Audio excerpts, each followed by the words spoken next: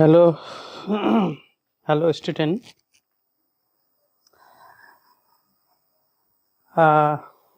Today I am going to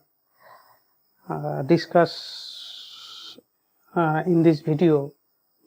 Coulomb's law and Azimor এইটো ভিডিঅ'ত কুলম্বৰ সূত্ৰৰ ওপৰত অলপ আলোচনা কৰিম। The lecture flow of this class will be like this. First topic Coulomb's law, কুলম্বৰ সূত্ৰ. Second topic permittivity of medium, মাধ্যমৰ বৈদ্যুতিক প্ৰৱেশতা. Third topic Coulomb's law in vector form, vector ৰূপত কুলম্বৰ সূত্ৰ. এই তিনিটা টপিক আজিৰ ভিডিঅ'ত মই আলোচনা কৰিম। ওকে তো এতিয়া Coulomb's law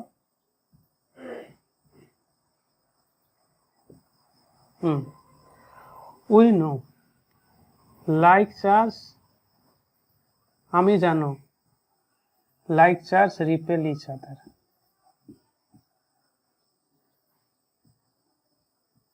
এটা কথা। 2 নম্বৰ কথা মানে অসমত কৈ দিছো একে ধৰ্মীয় আধানৰ মাজত বিকৰ্ষণ হয়। Unlike charges attract each other, অৰ্থাৎ বিপৰীত ধৰ্মী আধানৰ মাজত আকৰ্ষণ হয়। 3 নম্বৰ কথাটো জানিব লাগিব a matter can exert force on another matter due to two characteristics. এইটো একটা ইম্পর্টেন্ট কথা দে। Two characteristics.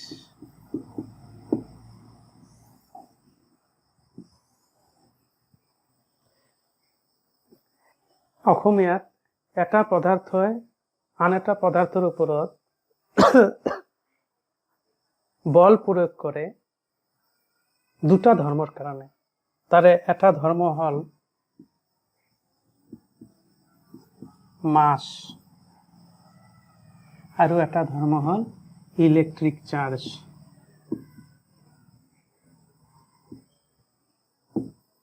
বুজিছা? এটা পদাৰ্থ আনটো পদাৰ্থৰ ওপৰত বল প্ৰয়োগ কৰে দুটা ধৰ্মৰ কাৰণে। তাৰে এটা ধৰ্ম হল কি ভৰ। ভৰৰ কাৰণে যিটো বল এটা পদাৰ্থ আনটো পদাৰ্থৰ ওপৰত বল দিয়ে সেই বলটোৰ নাম হল গ্ৰেভিটেশনাল ফোৰ্স। গ্ৰেভিটেশনাল ফোৰ্স। ঠিক আছে? মানে ভৰৰ কাৰণে দুটা বস্তুৰ মাজত যি বলৰ উদ্ভৱ হয় সেই বলটো হল মহাকৰ্ষণ বল।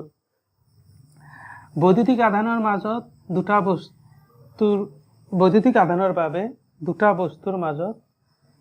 যি বলৰ উদ্ভৱ হয় সেই বলটোক কি কোৱা হয়? Electric force. কি কোৱা হয়? Electric force. ঠিক আছে? এইটো কনসেপ্ট ক্লিয়াৰ? এতিয়া নেক্সট তো ইয়াৰ ওপৰত নিউটনছে কাম কৰিছিলে। নিউটনছ কি ক'লে যে sun and earth revolve around earth revolves around the sun. সূৰ্যৰ চাৰিওফালে পৃথিৱী ঘূৰি আছে। কিহৰ কাৰণে? কাৰণ ইহঁতৰ মাজত এটা বল আছে। কি বল? সূৰ্যই পৃথিৱীৰ ওপৰত এটা বল দিছে, পৃথিৱীয়ে সূৰ্যৰ ওপৰত এটা বল দিছে। সেই বলটোৰ নাম হল কি বল? মহাকৰ্ষণ বল, গ্ৰেভিটেশনাল ফোৰ্স। আৰু সেইটো কি ধৰ্মৰ কাৰণে হৈছে? পদাৰ্থৰ ভৰৰ কাৰণে। ঠিক আছে, নিউটনছ ক'লে ধৰা এইটো ছান, ইয়াৰ মাছ m, এইটো আৰ্থ, ইয়াৰ মাছ স্মল m, ইহঁতৰ মাজত ডিষ্টেন্স r। নিউটনছ ক'লে যে the gravitational force between two masses is directly proportional to the product of the masses of the two bodies। যে দুটা বস্তুৰ মাজত ভৰৰ কাৰণে মহাকৰ্ষণ বলটো বস্তু দুটাৰ ভৰৰ পূৰণফলৰ সমানুপাতিক। আৰু কৈছে inversely proportional to the square of the distance between these two masses। আৰু কৈছে যে সেই মহাকৰ্ষণ বল বস্তু দুটাৰ দূৰত্বৰ বৰ্গৰ ব্যস্তানুপাতিক। অৰ্থাৎ দূৰত্ব বাঢ়িলে মহাকৰ্ষণ বল কমিব আৰু ভৰ বাঢ়িলে মহাকৰ্ষণ বল বাঢ়িব। এই দুটা কম্বাইন কৰিছে, সংযোজন কৰিছে। আৰু পিছত নিউটনছে ইয়াত এটা কনষ্টেণ্ট ধ্ৰুৱক দিছে। এই ধ্ৰুৱকটোক কোৱা হয় জি। ইয়াক কোৱা হয় ইউনিভাৰ্চেল গ্ৰেভিটেশ্যনেল কনষ্টেণ্ট।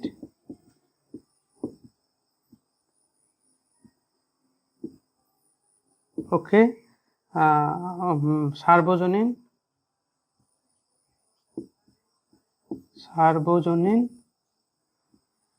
মহাকৰ্ষণ ধ্ৰুৱক।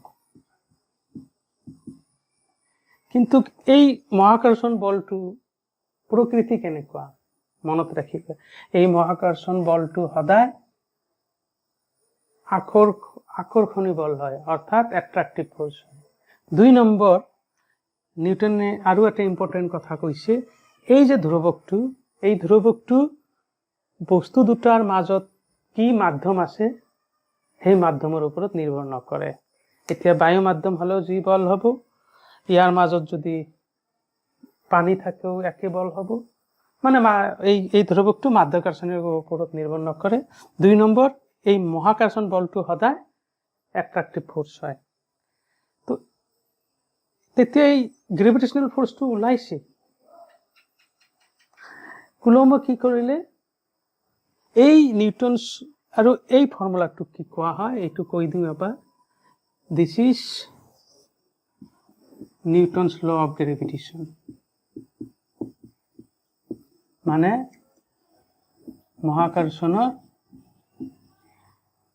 নিউটনৰ মহাকৰ্ষণৰ সূত্ৰ। এইটো আগতে ওলাইছে। কুলম্বে নিউটনছ ল অফ গ্ৰেভিটেশ্যনৰ সহায় লৈছে আৰু সহায় লৈয়ে তেখেতে দুটা আধানৰ মাজত থকা বলৰ প্ৰকাশ ৰাশি উলিয়াবলৈ সক্ষম হৈছে। তো এতিয়া কথা হল, কি হেল্প ললে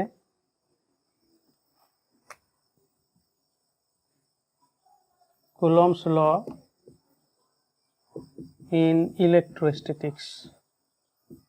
মই ইংলিছত লিখিম, অসমীয়াত কৈ দিম, কাৰণ দুটা লিখা টাইম কনজিউম হ'ব। এইটো আছিলে এম, এইটো স্মল এম, ডিষ্টেন্স আৰ, আৰু ইয়াৰ গ্ৰেভিটেশ্যনেল মহাকৰ্ষণ বল হল gm/r²। কুলম্বে ইয়াৰ হেল্প ললে। কুলম্বে নিউটনৰ মহাকৰ্ষণৰ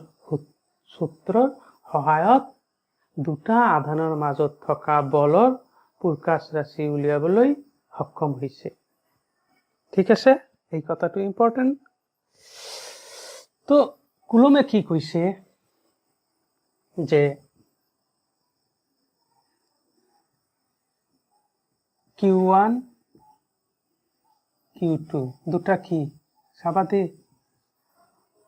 Q1 Q2 চাবা দে। Q1 Q2 ঠিক আছে কি করলে আচ্ছা কুলমে কলে an electric charge can apply force on another charge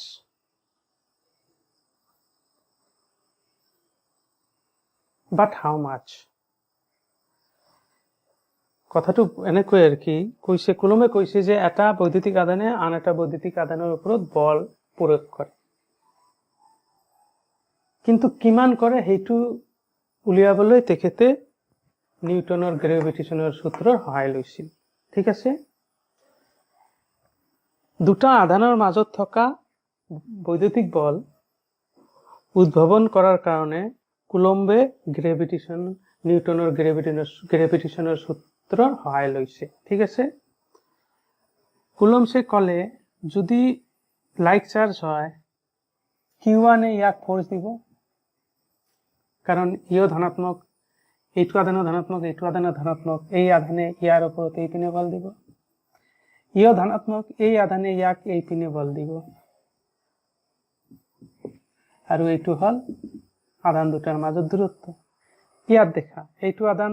ধনাত্মক এইটো ঋণাত্মক বিপরীতধর্মী আধান আনলাইক চার্জের মাজত কি হয় অ্যাট্রাকশন মানে আকর্ষণ হয় এই আধানে ইয়াক এই পিনে টানিব এই আধানে আকৌ ইয়াক এই পিনে টানিব ডিস্টেন্স আর এইটো সমধর্মী গতিকে আকৌ বিকর্ষণ রিপালশন ঠিক আছে এইটো ডিস্টেন্স আর বুঝিছে ক্লিয়ার তো কুলমে দুটা আধানৰ মাজত থকা বৈদ্যুতিক বলৰ মান উলিয়াবলৈ এটা এক্সপেৰিমেন্ট কৰিছিল সেই এক্সপেৰিমেন্টটো মই এই ক্লাছৰ লাষ্টত ভিডিঅ'ৰ জৰিয়তে দেখুৱাম আচ্ছা কুলমে কি কলে যে like charge repel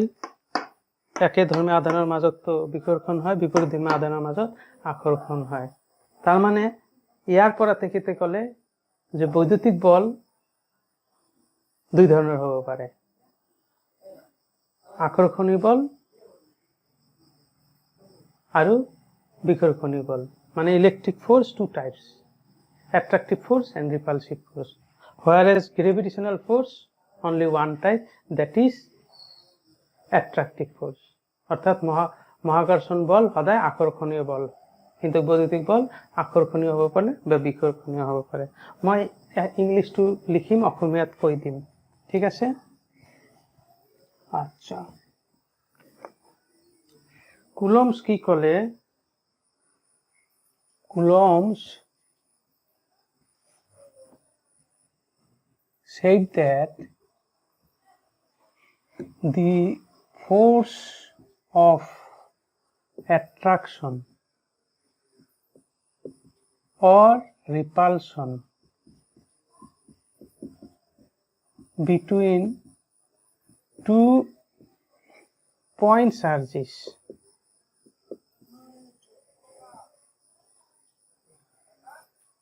is directly এই ইয়াৰ হেল্প ললে F proportional to mm হৈছে ইয়াত দুটা আধান দিয়া আছে Q1 আৰু ইয়াত এটা আধান আছে Q2 ইহতৰ ডিস্টেন্স আছে R ঠিক আছে ইটো একে হলে ইপিনে F এই বিকৰ্ষণ হ'ব ইপিনে F কৈছে the force of attraction or repulsion between two point charges এইটো খুব important is directly proportional to the magnitude of the product of the two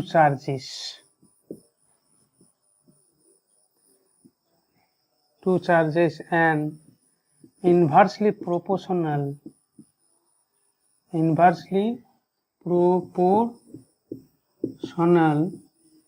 to the square of the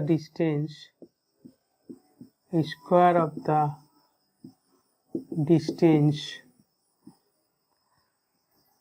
between the two charges. পরা help ললে এই যে নিউটনসর বুঝিছা কৈছে কুলম্বে কৈছে দুটা বিন্দু সম আধানৰ মাজত থকা আকৰ্ষণ বল বা বিকৰ্ষণ বল আধান দুটাৰ মানৰ এইটো এটা ইম্পৰ্টেন্ট লাইন ইয়াৰ মানৰ গুণফলৰ সমানুপাতিক আৰু আধান দুটাৰ মাজত দূৰত্বৰ বৰ্গৰ ব্যস্তানুপাতিক অসমীয়াত ঠিক আছে মই নোটডাল দি দিছো নোটডালত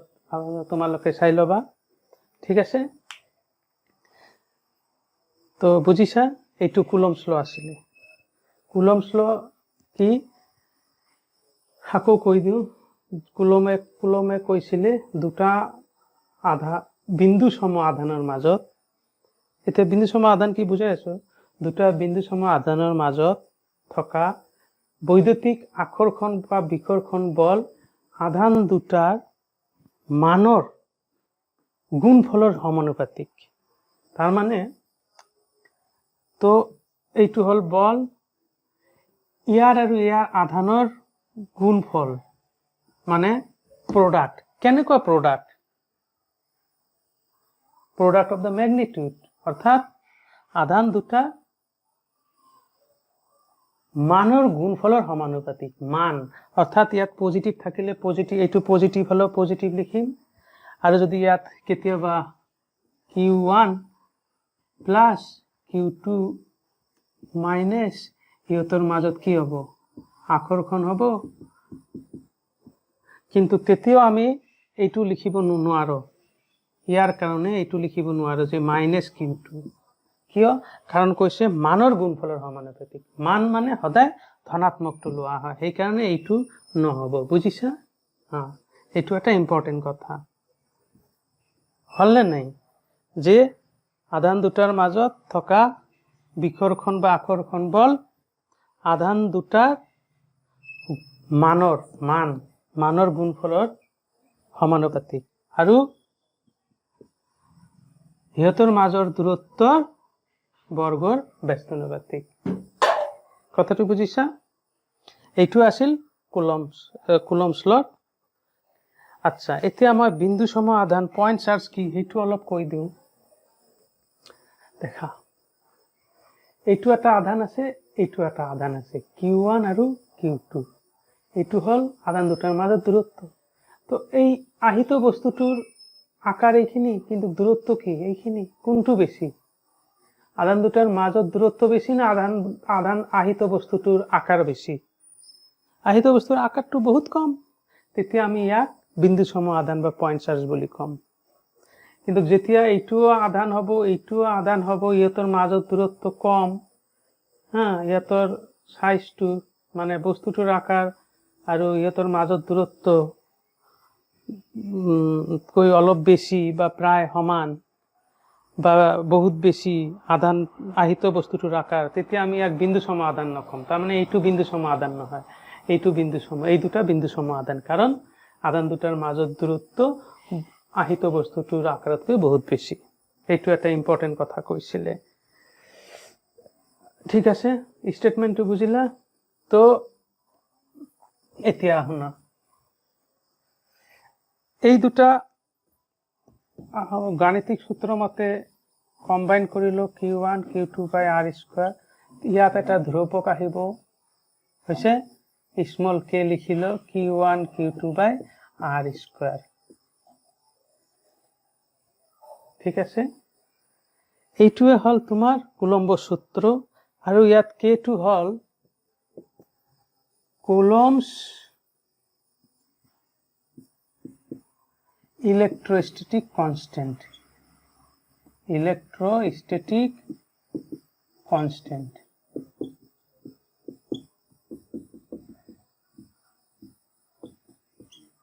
ঠিক আছে মানে অসমীয়াত কম কুলম্বৰ বৈদ্যুতিক ধ্ৰুৱক, কুলম্বৰ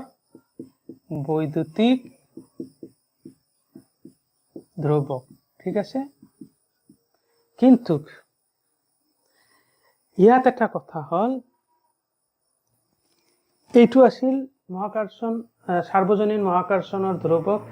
ই কিন্তু মাধ্যমৰ ওপৰত নিৰ্ভৰ নকৰে। কিন্তু কুলমে কৈছিল যে এই ধ্ৰুৱকটো দুটা বস্তুৰ ওপৰত নিৰ্ভৰ কৰে, ডিপেন্ডস অন টু ফ্যাক্টৰস।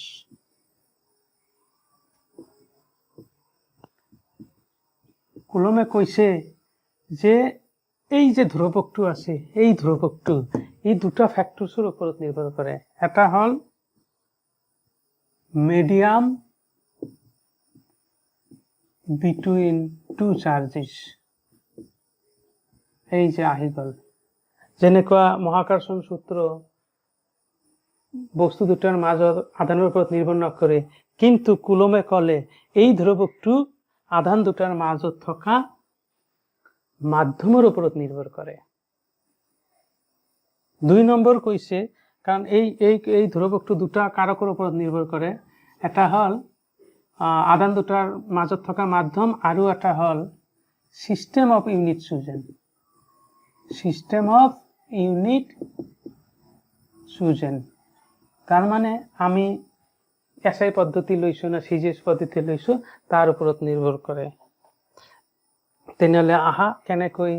মাধ্যমৰ ওপৰত নিৰ্ভৰ কৰে সেইটো এতিয়া মই বুজাম, ঠিক আছে, ক্লিয়াৰ? আচ্ছা,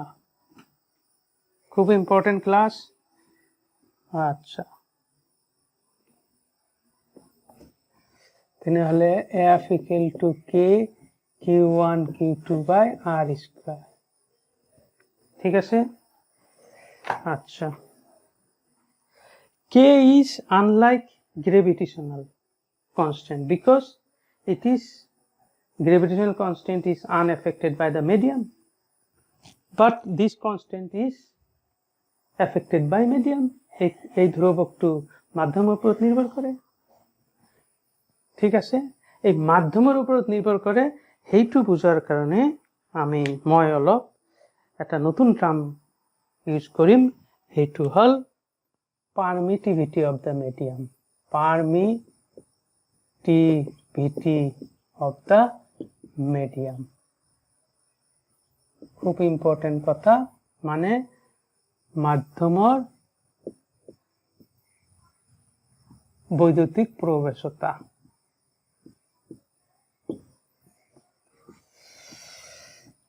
আচ্ছা, খুব ইম্পর্টেন্ট। হ্যাঁ, তো একটু ডেফিনেশনও বুঝাম। সাপোজ, আচ্ছা, এইটো এটা আধান, এইটো এটা আধান, ঠিক আছে। এতিয়া ইয়াৰ মাধ্যম ইয়াৰ মাজত কি আছে, এইটো এটা এইটো এটা আধান, এইটো এটা আধান, ইয়াৰ মাজত কি আছে, ইয়াৰ মাজত বায়ু মাধ্যম আছে, ঠিক আছে। বৈদ্যুতিক বল সংস্পর্শীয় বল না অসংস্পর্শীয় বল? Electric force is a non contact force. Non contact মানে স্পর্শ নকৰাকৈ বল প্ৰয়োগ কৰিব পাৰে। আমি জানো যে এটা বস্তু আন এটা বস্তুৰ ওপৰত বল স্পৰ্শ নকৰাকৈ দিবলৈ হলে বস্তুটো এটা ক্ষেত্ৰ উৎপন্ন কৰিব লাগে। তাৰ মানে এটা আধানে আনটো আধানক বল দিবলৈ হলে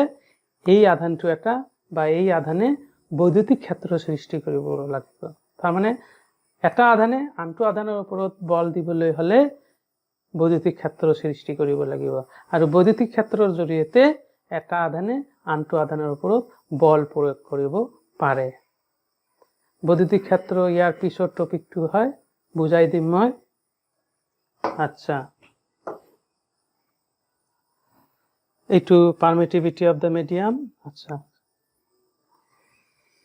তো এইটো এটা আধান, এইটো এটা আধান। এই আধানক বল দিবলৈ হলে এই আধানক বল দিবলৈ হলে এই আধানটো বৈদ্যুতিক ক্ষেত্ৰ সৃষ্টি কৰিব লাগিব আৰু বৈদ্যুতিক ক্ষেত্ৰ আমি কিহেৰে ভিজুৱেলাইজ কৰো ইমাজিন কৰো বৈদ্যুতিক ক্ষেত্ৰ ৰেখা ঠিক আছে সাপোজ এই আধানটোৰ ওপৰত বল দিবলৈ একটা বৈদ্যুতিক ক্ষেত্ৰ ৰেখা এনেকৈ উৎপন্ন কৰিছে কথাটো বুজিবা দেই খুব ইম্পৰ্টেন্ট এই আধানৰ ওপৰত বল দিবলৈ এই আধানৰ ওপৰত বল দিবলৈ হলে বৈদ্যুতিক ক্ষেত্ৰ সৃষ্টি কৰিব লাগিব আৰু বৈদ্যুতিক ক্ষেত্ৰ কিহেৰে বুজাও বৈদ্যুতিক ক্ষেত্ৰ ৰেখা মানে ইলেক্ট্ৰিক ফিল্ড লাইন্স ধৰিলো এই আধানটোৰ ওপৰত বল দিবলৈ একটা লাইন্স তাৰ ওপৰত জপাই দিছে যাতে এই একটা বৈদ্যুতিক ক্ষেত্ৰৰ দ্বাৰা এই Q1 আধানে Q2 আধানের উপর বল প্রয়োগ করতে পারে ঠিক আছে suppose Q1 charge sent 100 lines like this sent to exert force on Q2 clear okay এনেকৈ এই আধানের উপর বল দিবলৈ একটা লাইন দিছে আৰু আমি ধৰিলো এই দুটা আধানৰ মাজত বল আছে এতিয়া 100 নিউটন বুজিবা খুব ইম্পৰ্টেন্ট ক্লিয়াৰ খুব ইম্পৰ্টেন্ট নহলে এইটো বুজি নাপাবা এইটো দুটা ফ্যাক্টৰৰ ওপৰত নিৰ্ভৰ কৰে এক নম্বৰ কৈছো দুই নম্বৰ কৈছো এক নম্বৰটো হল মিডিয়াম দুই নম্বৰটো হল সিস্টেম অফ ইউনিটস মানে বুজিছা খুব ইম্পৰ্টেন্ট কিন্তু আমি এইটো আলোচনা কৰি আছো ওকে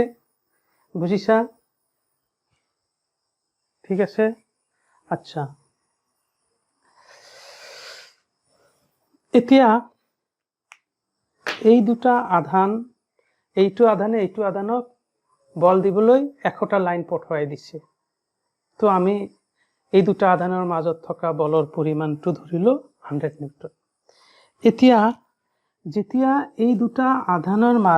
মাজত এটা মাধ্যম দিলো তেতিয়া আমি দেখিলো এই আধানৰ ওপৰত পঠাই দিয়া একটা লাইনৰ 10টা লাইনে পাইছে তাৰ মানে 10টা লাইনে পাইছে আৰু বাকি 90টা লাইন কত গুচি গল এই মাধ্যমৰ ভিতৰত এবজর্ব হৈ গল শোষণ হৈ গল বুজিছা এইটো বুজাইছো মই দেখা এতিয়া Q1 Q2 মাজত থৈছো মাধ্যম ঠিক আছে একটা যে লাইন এনেকৈ পঠোৱাইছিলে ঠিক আছে অনলি 10টাহে গল তার মানে বুজিছা এতিয়া যেতিয়া এইটো মিডিয়াম 1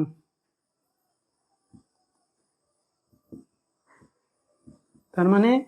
এই আধানটো যেতিয়া এই আধানৰ ওপৰত বল প্ৰয়োগ কৰিব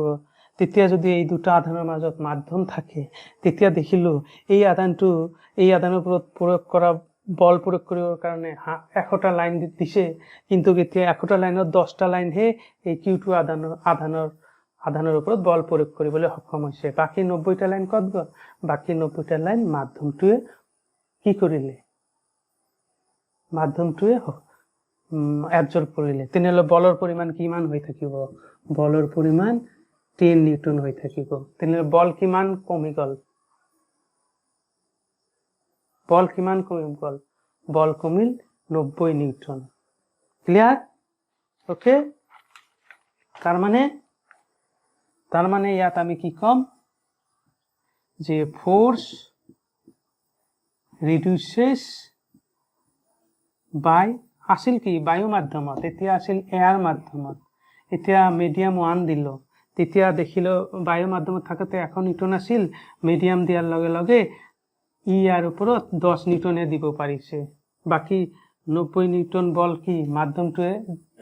পারমিশনে করা নাই ঠিক আছে তার মানে force reduces by 90 therefore permittivity of the medium is 90 permittivity of the medium is 90 বুজিবা ভালকৈ বুজিবা দেই এতিয়া আকৌ এই দুটা আধানৰ মাজত মাধ্যম চেঞ্জ কৰিলো এইবাৰ যেতিয়া মাধ্যম চেঞ্জ কৰিলো তেতিয়া আকৌ দেখিলো এই 2 নম্বৰ মাধ্যমত বায়ু মাধ্যমত কিমান বল দিছিলে 1 নিউটন আকৌ যেতিয়া আমি ইয়াত 2 নম্বৰ মাধ্যমটো দিলো তেতিয়া দেখিলো এই আধানক বল কেৱল 40 নিউটন দিলে তাহলে 60 নিউটন কোনে অ্যাবজৰ্ব কৰিলে মাধ্যমটো ঠিক আছে বুঝা এতিয়া Q1 Q2 মিডিয়াম 2 বুঝিলা এনে কৈ কি দিছিলে ঠিক আছে এতিয়া দেখিলো ইয়াৰ ওপৰত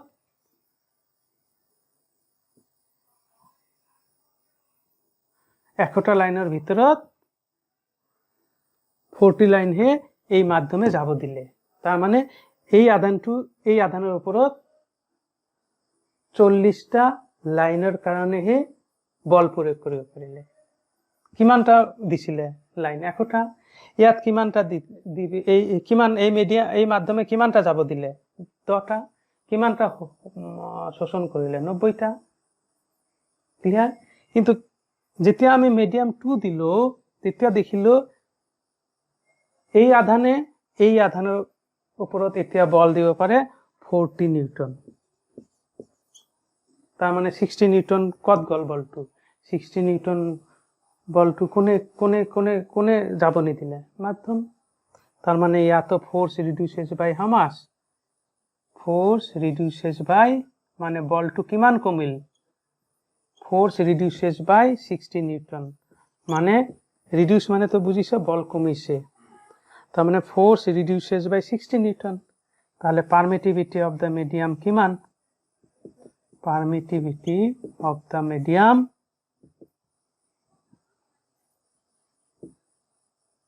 is 60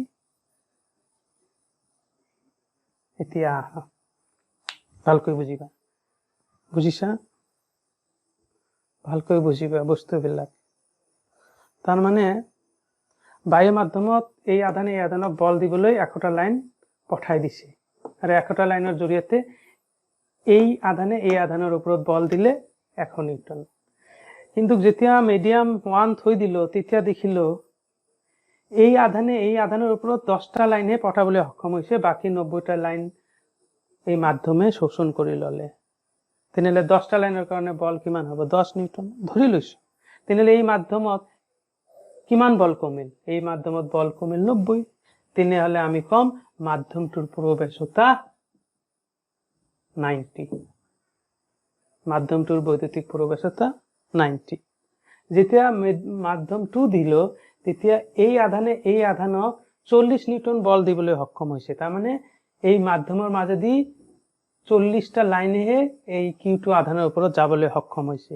60টা লাইন কত গুছি গল 60টা লাইনে মাধ্যমত শোষণ কৰিলে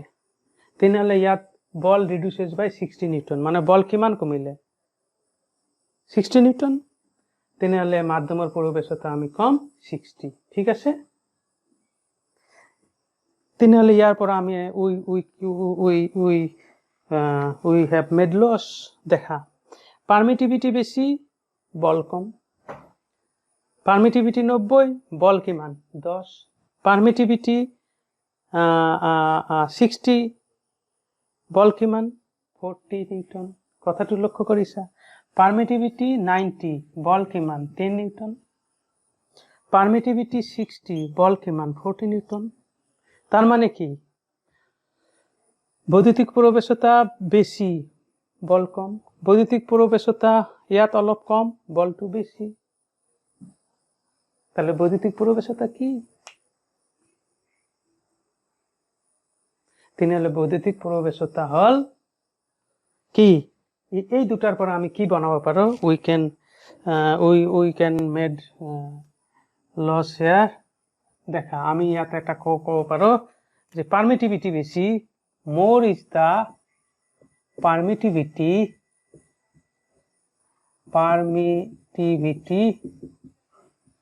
more is the permittivity of the medium কি হল less is the force permittivity বেশি হলে কি হয় বল কম হয় আর permittivity less হলে less is the permittivity অসমীয়াত কৈ আছো দি অলপ পিছত less is the permittivity কি more is the force কথাটো বুঝিছা তেনেহলে পারমিটিভিটি কি বুঝিলা যে পারমিটিভিটি মানে হল আধান দুটার মাজত থকা বলৰ পৰিমাণৰ ওপৰত প্ৰভাৱ পেলায় যদি মাধ্যমৰ বৈদ্যুতিক প্ৰৱেশতা বেছি হয় তেনেহলে বল কম হয় মাধ্যমৰ প্ৰৱেশতা বেছি হলে বল কম হয় আৰু মাধ্যমৰ প্ৰৱেশতা কম হলে বল বেছি হয় তেনেহলে মাধ্যমৰ প্রবেশতা কি বুঝিছলা তেনেহলে আমি এতিয়া লটো বনাই লওঁ এই কথাটো বনাই লওঁ যে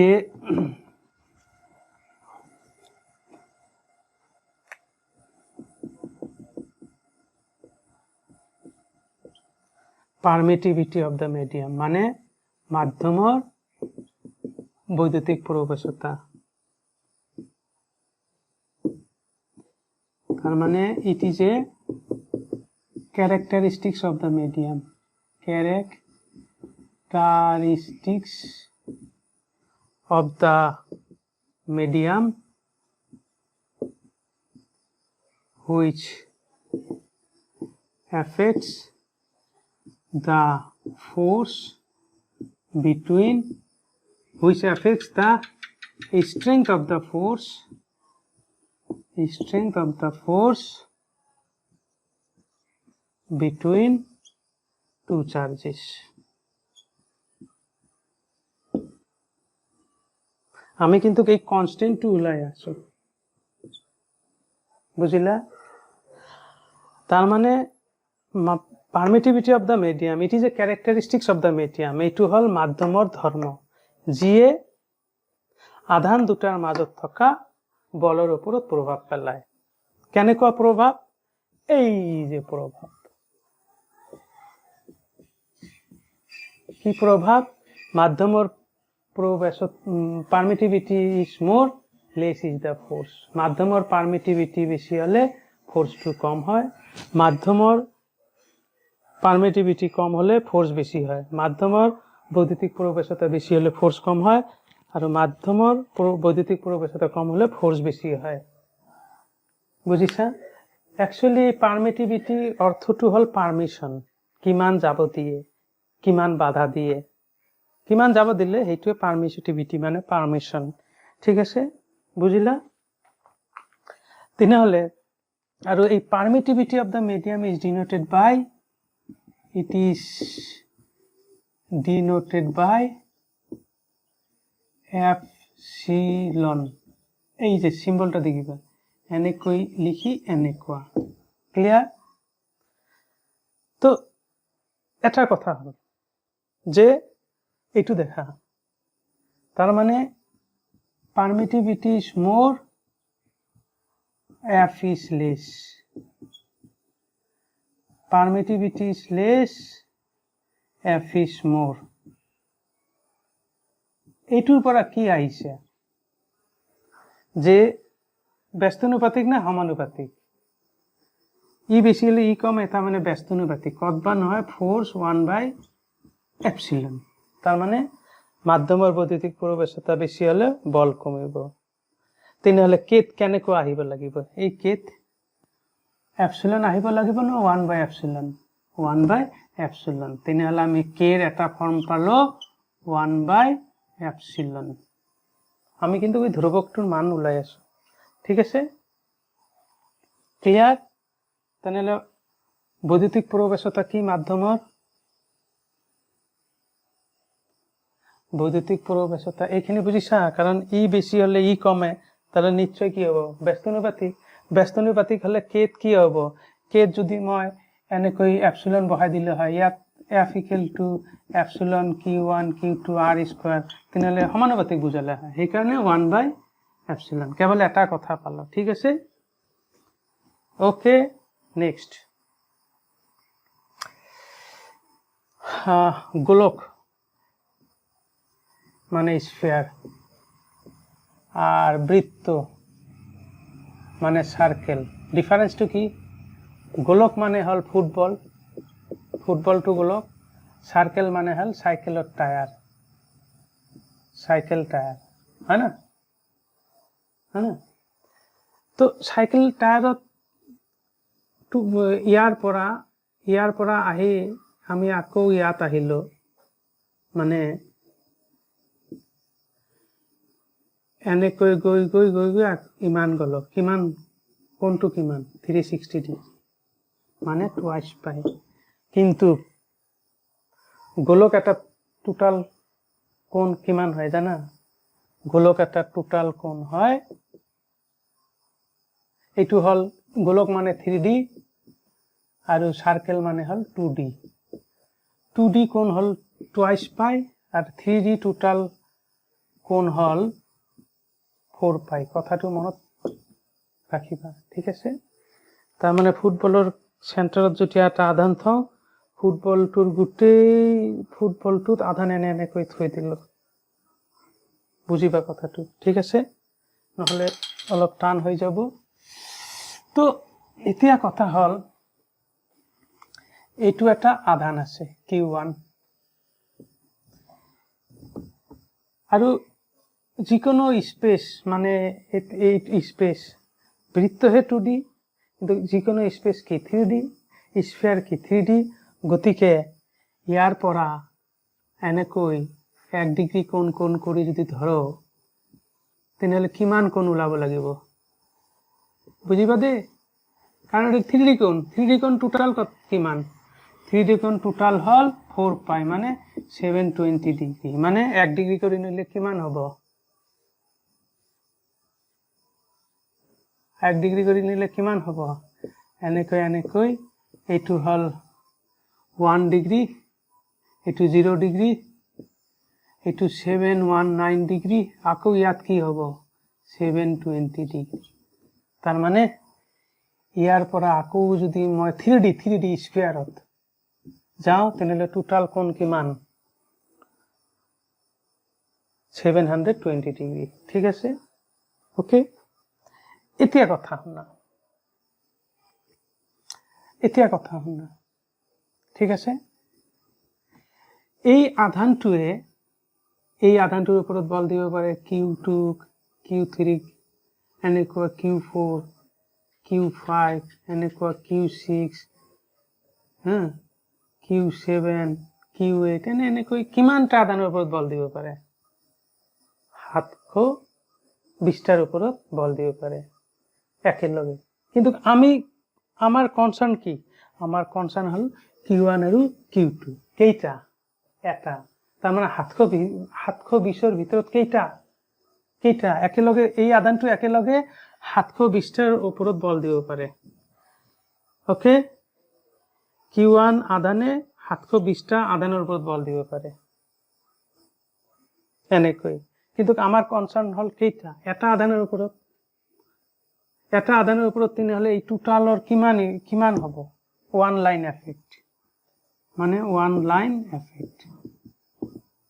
বুঝা ই একেলগে 720টা আধানক বল দিব পাৰে হয় না তো 720টা আধানক বল দিব পাৰে যদি এটা আধানৰ ওপৰত উলাও তেনেহলে বলটো নিশ্চয় কমি যাব তো কিমান কমিব 700 তেনেহলে ইয়াৰ বলটো কিমান কমিব 1/720 কথাটো বুজিছা নাই বুজা আকৌ বুজা এনেকৈ q1 আধান q2 q3 q4 এনেকৈ 720টা আধানৰ ওপৰত বল একেলগে দিব পাৰে 720 নিউটন বল দিব পাৰে কেইটাৰ বুজিছা বা হেতু নুবুজাও হেতু বুজাও যে এই আধানটো 720টা আধানৰ ওপৰত একেলগে বল দিব পাৰে ঠিক আছে তেনেহ'লে এটা আধানৰ ওপৰত কিমান দিব পাৰিব 1/70 1/720 কাৰণ এই 720টা আধানক একেলগে বল প্ৰয়োগ কৰিব পাৰে ঠিক আছে তেলে এটাকৈ আধানৰ ওপৰত কিমান বল প্ৰয়োগ কৰিব 1/720 তো 1/720 মানে কি 1/4 পাই আৰু এইটো 4 পাই মানে এই 4 পাইটো হল এইটো হল এসআই ইউনিট কি ইউনিট এই যে ইউনিট আহিছে এসআই ইউনিটতে হল ত্রিমাত্রিক কোণ 3D অ্যাঙ্গেল 4 পাই ঠিক আছে 4 পাই এটু কি এটু 4 পাই আমি রেডিয়ান লিখো ইকুয়াল টু 720 ডিগ্রি এইটু হল এসআই ইউনিট কথাটো বুঝিছা আকৌ কওঁ এটা আধানে একেলগে 720টা আধানৰ ওপৰত বল প্ৰয়োগ কৰিব পাৰে ঠিক আছে এই আধানটো 720টাৰ ওপৰত বল প্ৰয়োগ কৰিব পাৰে তেনেহলে এই আধানটো অকল কিউটোৰ ওপৰত কিমান বল প্ৰয়োগ কৰিব 1/720 তো 1/720 মানে কি 4 পাই অৰ্থাৎ এই কে এৰ আৰু এটা ফৰ্ম আহিল 1/4 পাই ক্লিয়াৰ তেনেহলে আমি কে এর ফর্মুলাটো পাই গল কি যে f equal to k q1 q2 by r square আৰু k এর ফর্মুলাটো পালো 1/4 pi epsilon ক্লিয়ার তেনেহলে আমি কি লিখিম f equal to 1/4 pi epsilon q1 q2 by r square এইটোৱে কুলম্বস ল ঠিক আছে এতিয়া মই এইটো ডিটেইলস বুজাম ঠিক আছে ওকে আৰু তেনেহলে এইটো তো এনি টাইম কনস্ট্যান্ট তেনেহলে বলৰ ওপৰত কোনে প্ৰভাৱ পেলাব এই বৈদ্যুতিক প্ৰৱেশতা পাৰমিটিভিটি এইটো বেছি হলে বলটো কম হ'ব ঠিক আছে এই তো আহি গল শুনা বুজিবা SI units for free space মানে বায়ুশূন্য মাধ্যমত কি F equal to K Q Q1 Q2 by R square K এর মান আমি এটু স্মল k K এর মান আমি উলাবলৈ পাইছো 1/4 pi epsilon naught কিন্তু যেতিয়া বায়ুশূন্য মাধ্যম হ'ব তাৰ মানে Q1 আৰু Q2 দুটা আধান ইয়াৰ মাজত আছে এয়াৰ এই না এয়াৰ না বায়ুশূন্য মানে ফ্ৰি স্পেস তেতিয়া এই কে এৰ মানটো এসআই ইউনিট আৰু ফ্রি স্পেস হলে কে এর মানটো হ'ব 1/4 pi epsilon naught তার মানে epsilon naught to কি এইটো কম absolute permittivity of free space অসমীয়াত কম বায়ু শূন্য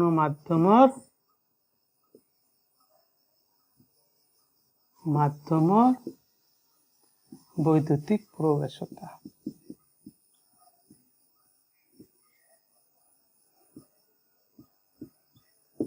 আচ্ছা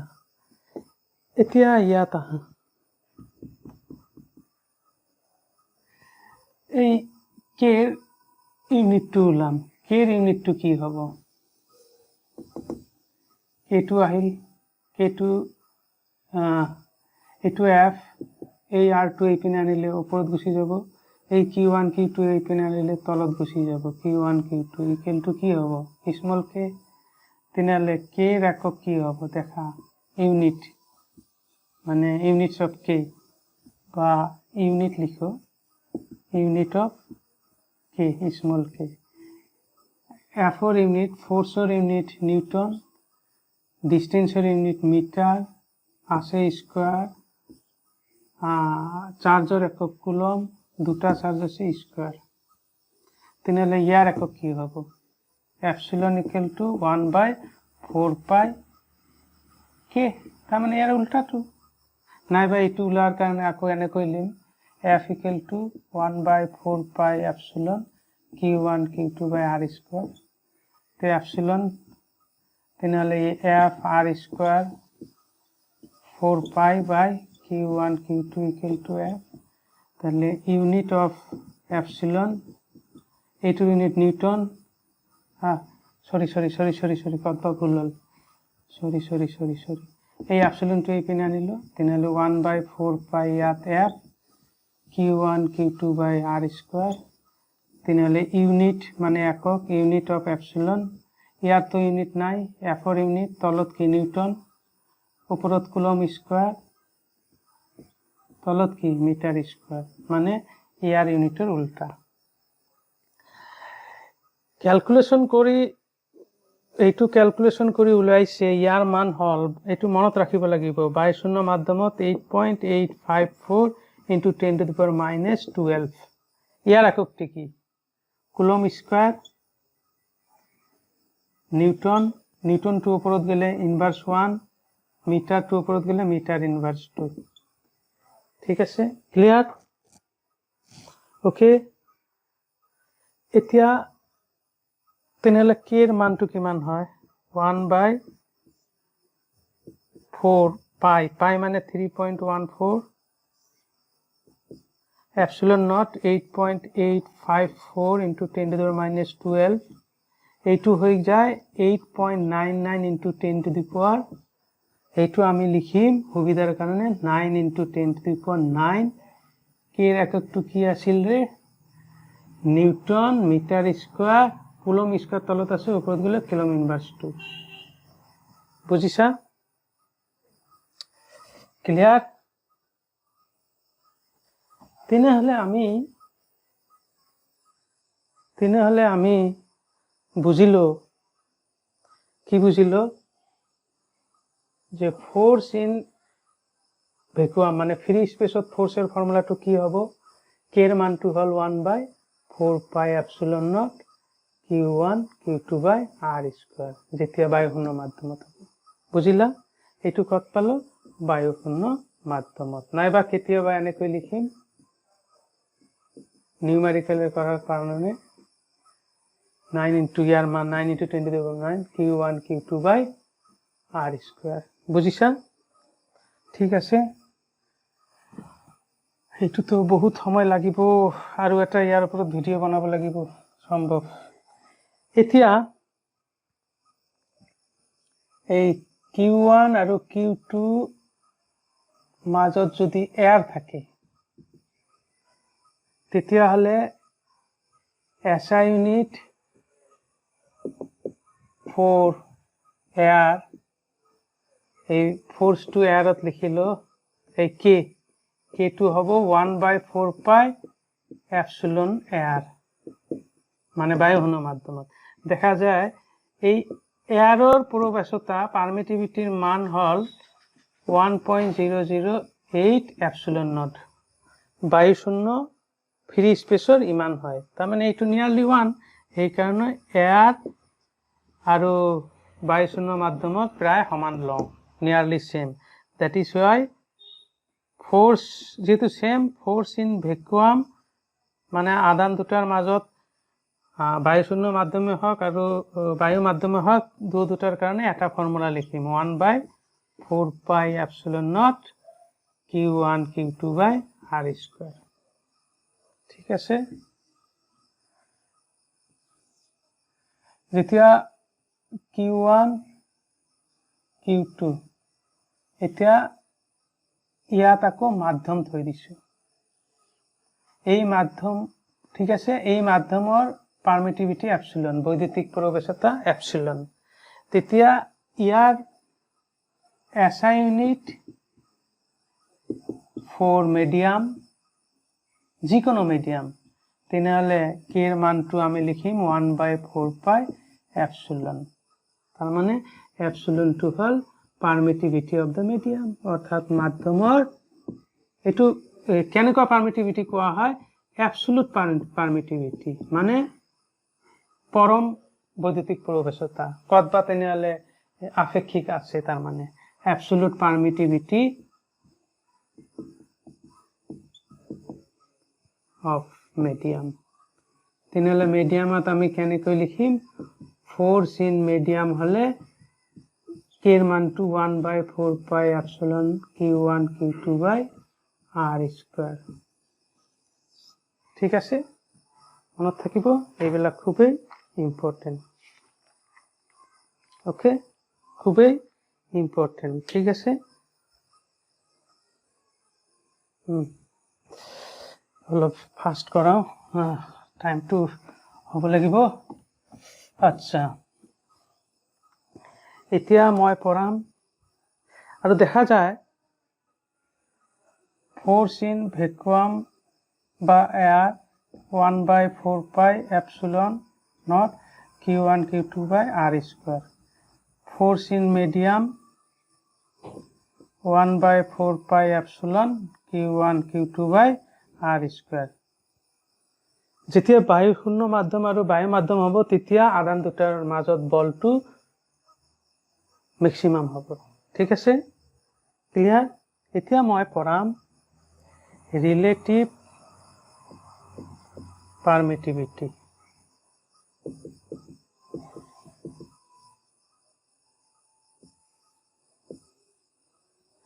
ৰিলেটিভ পাৰমিটিভিটি। ওকে, এতিয়া দেখা বায়ু শূন্য মাধ্যমৰ মানে permittivity of free space 8.854 into 10⁻12 ইউনিটটো কি আছিল? মনত আছে ইউনিটটো কি আছিলে?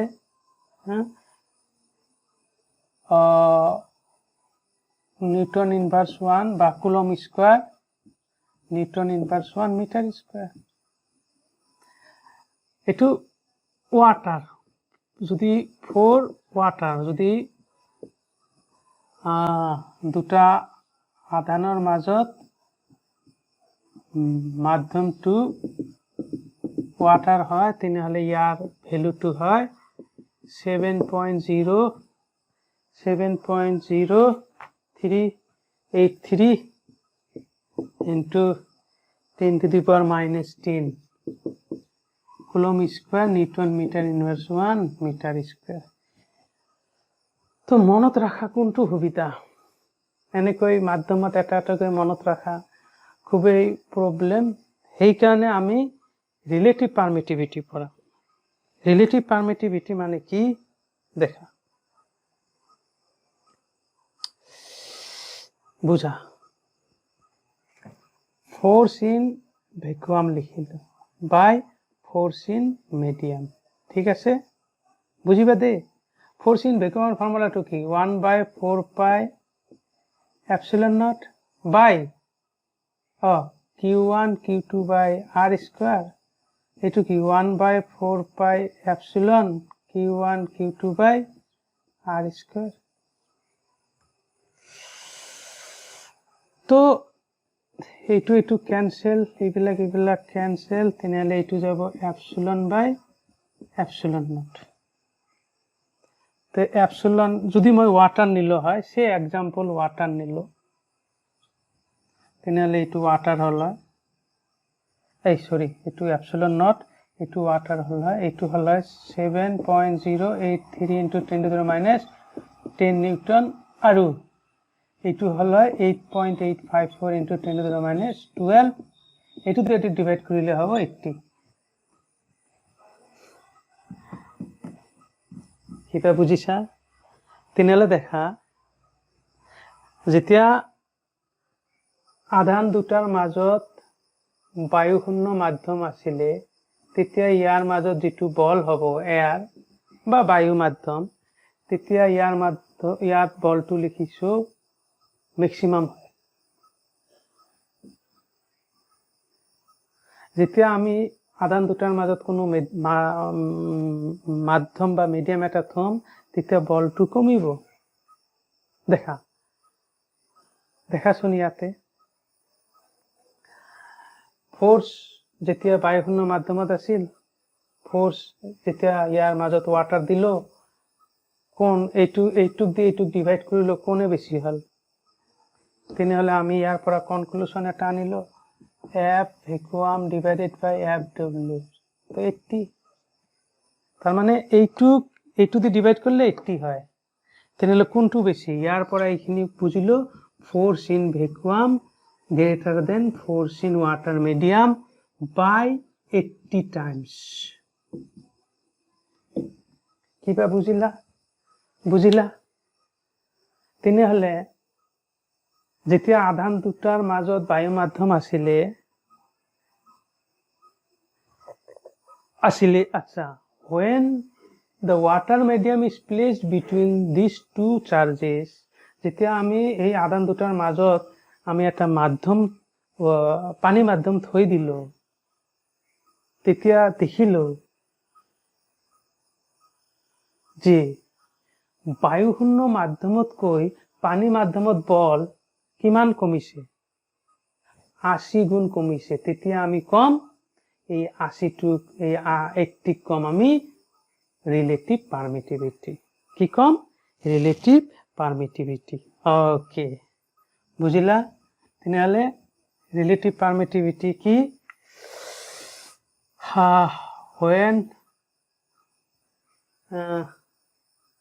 when the two charge is when the two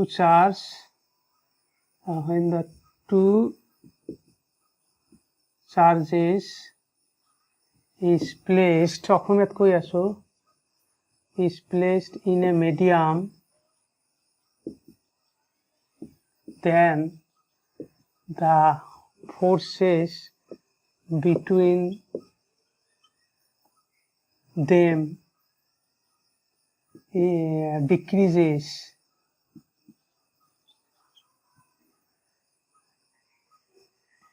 as compared to the force between them in air medium বা মানে যেতিয়া আধান দুটাৰ মাজত আমি মাধ্যম আনিম তেতিয়া আধান দুটাৰ মাজত বায়ুশূন্য মাধ্যমতকৈ বল কমিব যিমান কমিব সেইখিনিকে কোৱা হয় ৰিলেটিভ পাৰমিটিভিটি বা অসমীয়াত কম আপেক্ষিক প্ৰবেশতা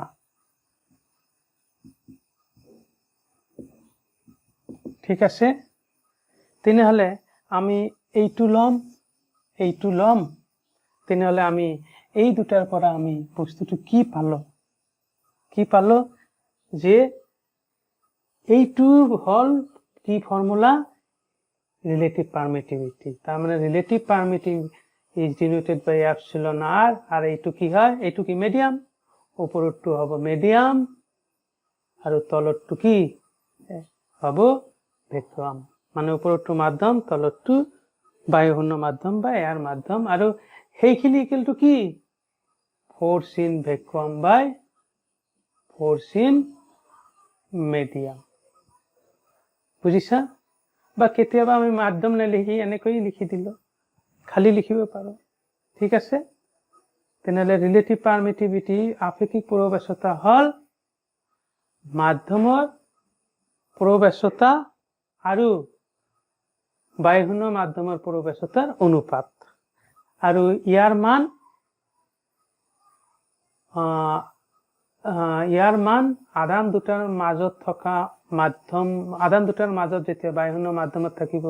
সেই সময়ত যি বল আৰু আধান দুটাৰ মাজত মাধ্যম থাকিলে সেই সময়ত থকা বলৰ অনুপাত ঠিক আছে পিছত আমি দেখিলো ঠিক আছে পিছত আমি দেখিলো পিছৰ চেপ্টাৰত পাই যাবা এই আপেক্ষিক প্রবেশতা